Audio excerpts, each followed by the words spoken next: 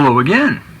In this video, I want to take you through the various preloaded datasets and variables that are available in NewGene.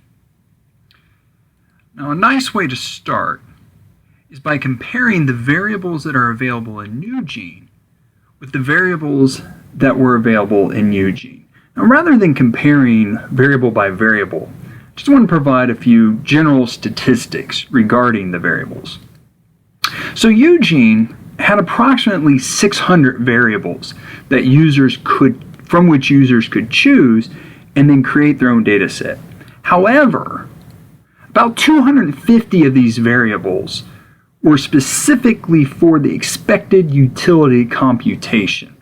And since most users, nearly all users of NewGene, did not actually use NewGene for the purposes of computing expected utility, these variables were basically never used.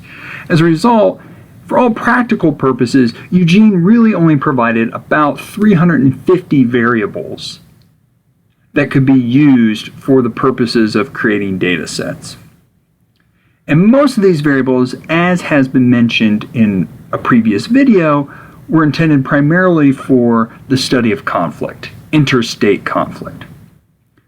In contrast, NewGene will offer about 100 or 1,500 variables across a range of issue areas. And so that's the next thing that I want to talk about is providing in general the various categories that these variables fit into. But as you can see right away, NewGene has nearly 5 times the number of variables available compared to NewGene. Now, the way to think about the variables is they can basically fall into 8 categories. The first category is the core country characteristics. And these are variables that would be very familiar to users of NewGene, people who use the correlates of war dataset. So these are your standard correlates of war capabilities, CAL capabilities variables, major power, status variable. The next grouping of datasets would be country regime and leadership. So the polity 4 data, which captures various features of regime types amongst countries, that is also a variable that's familiar to users of NewGene and many standard IR datasets.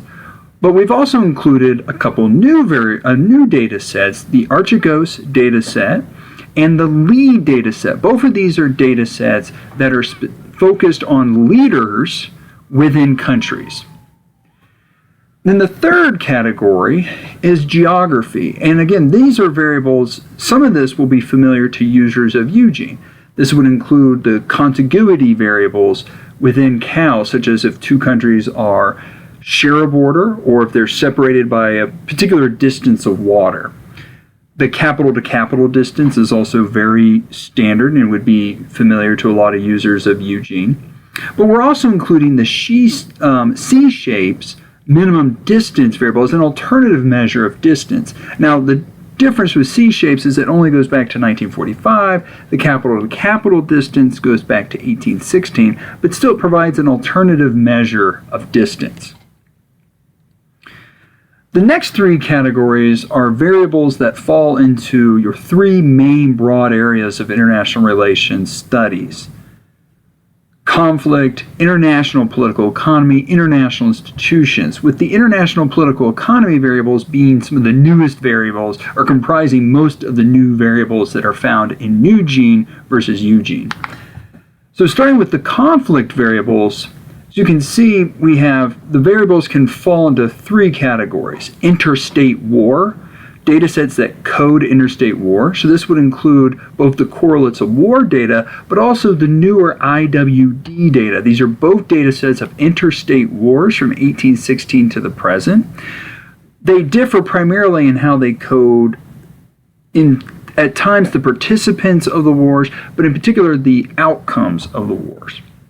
Then we have a variety of data sets that capture crises. These are, of course, would be incidents. Some of these can escalate to war levels, but these could be militarized incidents that are lower than war.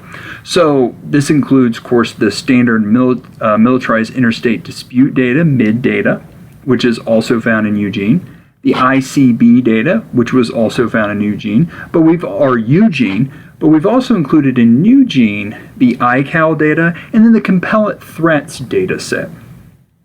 And then another new feature is a lot of conflict is moving away from studying purely interstate war and studying more intrastate war, such as civil wars.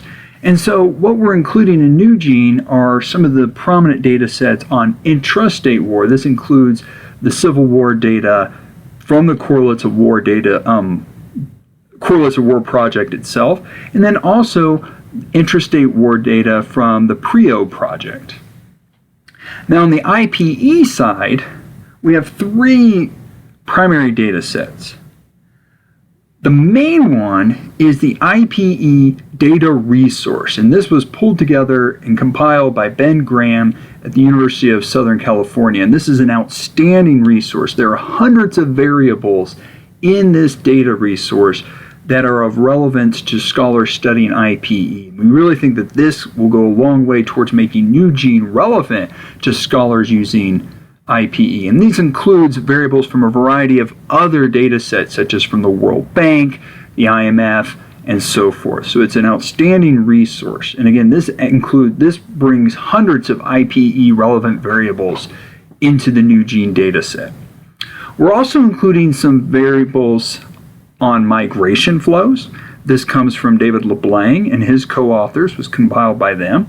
And then finally, another IPE data resource we're including is data from the Global Financial Database, their historical government bond yield data. And this is coming from the Global Financial Database. This data set is not all of the bond data, but this data set is comprised of data that covers at least the 19th and 20th centuries for particular countries. And then the third category is international institutions, and some of this is also data that's familiar to users of NewGene, such as ATOP alliances, correlates of war alliances, but we also have, and in the S scores and Tau B scores, which are scores that are compiled or computed using alliance data. We've also included in this data set, in NewGene, data on IGO memberships by country and whether countries have joint IGO memberships. And this is based on the Correlates of War IGO data.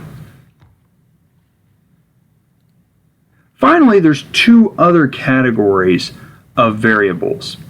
We have data on nuclear weapons deployments and nuclear cooperation agreements, and both of these have been compiled by Matt Furman at Texas A&M University. And finally, because terrorism has been studied with increasing intensity by scholars of conflict, international relations, we include data from the Global Terrorism Database, and this includes a host of variables, somewhere in the neighborhood of 50 to 70 variables on various incidents of terrorism within particular countries.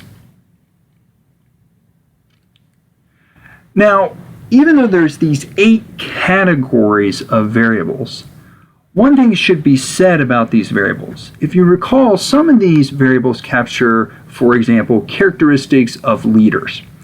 Even though they're data sets that capture characteristics of leaders, every single data set, including the ones that have leaders, have as their key, if you will, some sort of country code indicator. This could be the CAL code indicator. In fact, every single data set we've ensured has the CAL code indicator for the country.